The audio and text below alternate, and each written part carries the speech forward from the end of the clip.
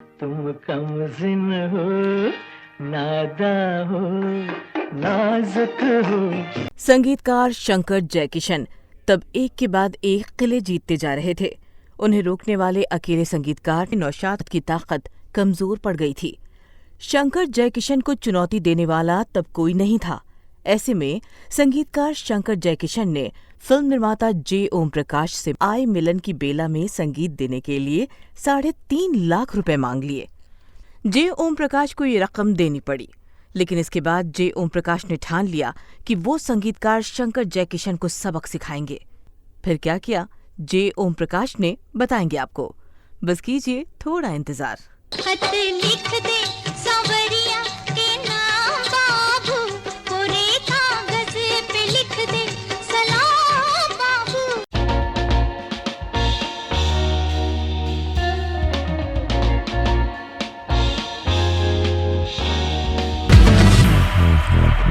तू फूल बने पतझड़ का। नमस्कार, ब्लैक एंड व्हाइट में आपका स्वागत है। दोस्तों, मोहम्मद रफ़ी का ये गाना महज एक गाना भर नहीं है, बल्कि एक ऐसा हथियार है जिसके जरिए संगीतकार लक्ष्मीकांत प्यारेलाल ने उस वक्त के ताकतवर संगीतकार शंकर जयकिशन की सत्ता को न सिर्फ चुनौती दी थी, बल्कि इस हथियार से उन्हें गहरी चोट भी पहुंचाई थी। दोस्तों, 50 के दशक और 60 के दशक के मध्य तक संगीतकार नौशाद और शंकर जयकिशन के संगीत की तूती बोलती थी। बाजार उन्हें अपने सिर पर बिठाए रखता था। इस दौर में संगीतकार नौशाद और संगीतकार शंकर जयकिशन के बीच एक अघोषित जंग छिड़ी रहती थी। ये जंग थी फीस की। कौन कितनी ज्यादा फीस लेता है। फीस की इस जंग में फिल्म मेरे महबूब से संगीतकार नौशाद शंकर जयकिशन से आगे जरूर निकल गए थे, लेकिन मेरे महबूब के रिलीज होने के पहले ही शंकर जयकिशन ने नौशाद को पछाड़ दिया था और देखते ही देखते वो नौशाद से आगे निकल गए थे और अब दोनों खड़े थे 60 के दशक के मध्य में। लेकिन तब संगीतकारों की एक जोड़ी दोनों को चुनौती दे रही थी। इस संगीतकार जोड़ी का नाम था लक्ष्मीकांत प्यारेलाल। अब हिंदी सिनेमा संगीत के इस जंग में आमने सामने थे संगीतकार शंकर जयकिशन और संगीतकार लक्ष्मीकांत प्यारेलाल। और इस जंग की शुरुआत हुई थी 1966 में आई जे ओम प्रकाश की फिल्म आए दिन बहार के से। दोस्तों, किस्सा ये है कि संगीतकार शंकर जयकिशन ने फिल्म निर्माता जे ओम प्रकाश से 1964 में आई फिल्म आय मिलन की बेला के लिए बतौर फीस 3,50,000 रुपए ले लिए थे, जो बहुत ज्यादा थी। तब जे ओम प्रकाश ने मन मसोस कर शंकर जयकिशन को ये फीस दे दी थी, क्योंकि उनके पास इसके अलावा कोई और चारा नहीं था। इसके बाद जे ओम प्रकाश ने ठान लिया था कि अब वो संगीतकार शंकर जयकिशन को सबक सिखाकर रहेंगे। दरअसल फिल्म निर्माता जे ओम प्रकाश के लिए संगीतकार शंकर जयकिशन लगातार काम करते आ रहे थे और उनकी आपस में अच्छी बनती थी। 1961 में आई ब्लैक एंड व्हाइट फिल्म आस का पंछी के लिए जे ओम प्रकाश ने संगीतकार शंकर जयकिशन को 1,25,000 रुपए दिए थे। दोस्तों, फिल्म निर्माता जे ओम प्रकाश ने शंकर जयकिशन को फिल्म आय मिलन की बेला के लिए 3,50,000 की मोटी फीस तो दे दी थी, लेकिन उन्हें शंकर जयकिशन की ये डिमांड बहुत चुभी थी। बाद में जे ओम प्रकाश ने एक इंटरव्यू में कहा भी था कि शंकर जयकिशन की ये डिमांड बहुत ज्यादा थी और इसी वजह से मैंने उनसे किनारा कर लिया था। हालांकि तब मुझे दोनों की जरूरत थी। तुम कमज़िन हो, नादा हो, नाजुक हो। दोस्तों, फिल्म आय मिलन की बेला के बाद जे ओम प्रकाश ने न सिर्फ शंकर जयकिशन का साथ छोड़ दिया था, बल्कि उनसे इसका बदला भी लिया था। हुआ ये था कि फिल्म आय मिलन की बेला के बाद फिल्म निर्माता जे ओम प्रकाश लेकर आए थे फिल्म आए दिन बहार के, लेकिन इस फिल्म की चर्चा उन्होंने संगीतकार शंकर जयकिशन से नहीं की। इस फिल्म में संगीत देने के लिए उन्होंने बात की संगीतकार लक्ष्मीकांत प्यारेलाल से।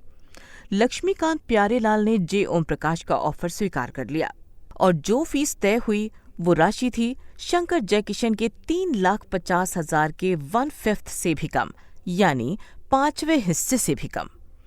इस फिल्म के जरिए फिल्म निर्माता जे ओम प्रकाश ने शक्तिशाली संगीतकार शंकर जयकिशन को चुनौती दी और इसके लिए चुना संगीतकार जोड़ी लक्ष्मीकांत प्यारेलाल को, जो संगीतकार शंकर जयकिशन के बाद हिंदी सिनेमा में आए थे।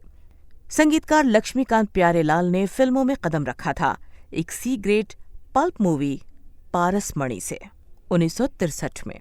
लेकिन इसके बाद 1964 में फिल्म दोस्ती में मोहम्मद रफी के साथ मिलकर जो कमाल उन्होंने दिखाया था, उससे सभी चकित रह गए थे, लोग भी और फिल्म उद्योग भी। रोशन तुम्हीं से दुनिया, रौनक तुम्हीं जहां की, मितवा।